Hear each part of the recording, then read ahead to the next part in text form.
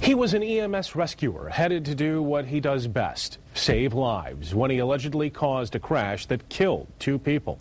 Now, Richard Pierce is facing charges that carry up to 2 years in prison. Tonight, we spoke to Pierce and a relative of a man whose death he's accused of causing. 24 Hour News 8's Ken Kolker is in the newsroom with more. Ken?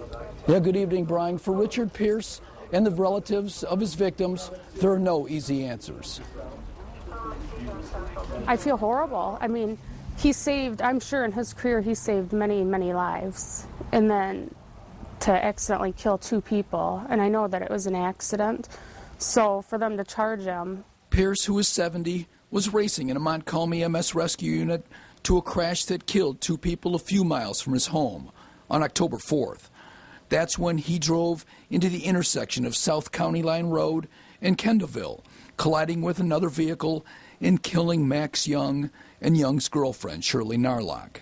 I feel bad about it. Pierce was in court on Tuesday after a visiting prosecutor filed 2 counts of negligent homicide. I just, at this point, can't comment too much.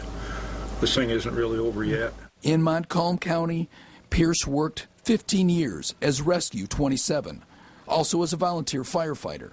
I don't know how many lives you saved. Do you know? Kind of don't know. 10, 20? Probably. Yeah? Maybe more. I don't know. Howard City Assistant Fire Chief Keith Granis was on that first crash call, the one that Pierce was rushing to, and spoke to Pierce later that day. He said, I looked and I looked and I looked and there wasn't anything coming. I didn't think there was anything there, and then all of a sudden they were right in front of me.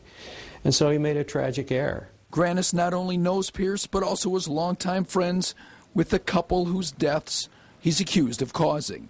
And they were 2, wonderful people. The great niece of Max Young, one of those victims, says she doesn't want Pierce to go to jail. Our family is very forgiving, so if he weren't charged at all, I'm sure that they wouldn't be upset in the least. We've tried to move on.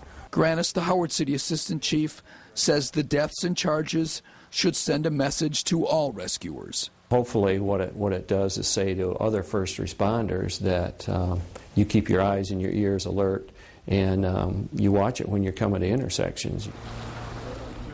Now, Pierce will be back in court on December 21st to determine if there's enough evidence to send him to trial. Back to you.